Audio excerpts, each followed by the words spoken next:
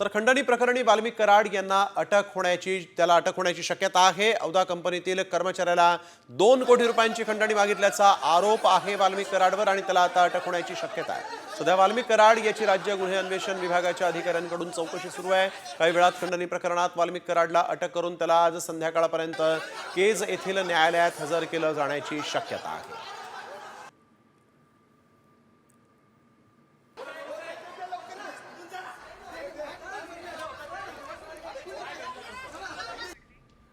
तर अक्षय बडवे आमचे प्रतिनिधी आपल्या सोबत यावेळेस फोन लाईनवरून जोडले गेलेले आहेत। अक्षय, आपण बघतोय खंडणी प्रकरणात वाल्मिक कराडला अटक होण्याची शक्यता असल्याचं कळत आहे, काय अधिक सांगाल? वाल्मिक कराड यांनी आज स्वतःला सरेंडर केल्यानंतर सीआयडीचे अतिरिक्त महासंचालक प्रशांत गुर्डे हे वाल्मिक कराड यांची चौकशी करतायत।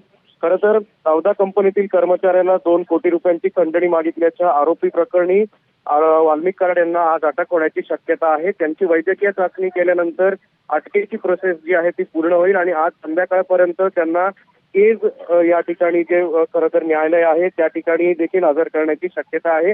या सगळ्या प्रोसेसला जी आहे ती आता सुरुवात होईल, कारण पहिली प्राथमिक चौकशी जी आहे ती वाल्मिक कराड याच्याकडून सध्या सीआयडीचे अधिकारी करतात आणि यानंतर अटकेचा प्रोसेस झाल्यानंतरच कोर्टाची जी प्रक्रिया ती देखील सुरू होईल। एक महत्त्वाचा प्रश्न असा आहे की केज न्यायालयात त्याला आजच नेलं जाऊ शकतं का, आणि पोलीस त्याला आता पुण्यातून केजला घेऊन किती वेळात घेऊन जाऊ शकतात, या संदर्भात काही माहिती? साधारण दुपारी 12 वाजता वाल्मिक कराड यांनी स्वतः व्हिडिओ शेअर करत मी सीआयडी ऑफिसला शरण येतोय असा व्हिडिओ जाहीर केल्यानंतर अवघ्या 10 मिनिटात वाल्मिक कराड सीआयडी ऑफिसला पोहोचले होते। त्यांची चौकशी आता जवळपास 2 ते 2.5 तासांपासून सुरू आहे। त्यामुळे आता वैद्यकीय चाचणी काही वेळात होईल आणि त्यानंतर अटक झाल्यानंतर साधारणपणे संध्याकाळी 4 ते 5 वाजता जर आजची पूर्ण प्रोसेस झाली तर विशेष न्यायालय जे केजला ओपन करण्यात येईल त्या ठिकाणी त्यांना विशेष हेलिकॉप्टरनी सुद्धा त्या ठिकाणी नेण्यात येईल आणि पुढची कोर्टाची जी प्रक्रिया आहे ती देखील सुरू होण्याची शक्यता आहे।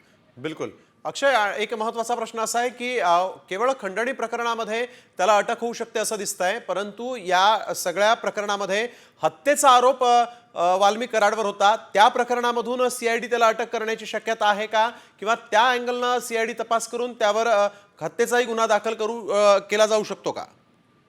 निश्चितपणाने गेल्या काही दिवसांपासून आपण जर बघितलं तर सीआयडी हा पूर्ण तपास जो आहे तो करते आहे। वाल्मिक कराड यांच्यावर संतोष देशमुख यांच्या हत्ये प्रकरणी देखील आरोप ठेवण्यात आलेले आहेत। विविध गुन्हे जे आहेत ते देखील वाल्मिक कराड यांच्यावर दाखल असल्यामुळे चौबाजूंनी वाल्मिक कराड यांची चौकशी होते। विविध पथकं जी आहेत ती सीआयडीचा तपास करतायत, त्यामुळे संतोष देशमुख यांच्या गुन्हा प्रकरणी देखील वाल्मिक कराड यांची चौकशी होण्याची शक्यता आहे। पण प्राथमिकरित्या सुरुवातीची पहिली जी इनिशियल चौकशी जी आहे ती खंडणीच्याच प्रकरणाची होत असल्याची माहिती जी आहे ती समोर येते। बिलकुल, धन्यवाद अक्षय आपण दिलेल्या सविस्तर माहितीसाठी।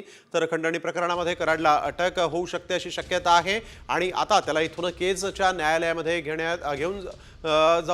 पोलीस घेऊन जाऊ शकतात अशी देखील माहिती समोर आलेली आहे। यावेळेस एक महत्त्वाची बातमी आपण बघतोय, वाल्मिक कराड हा सध्या सीआयडीच्या ताब्यात आहे।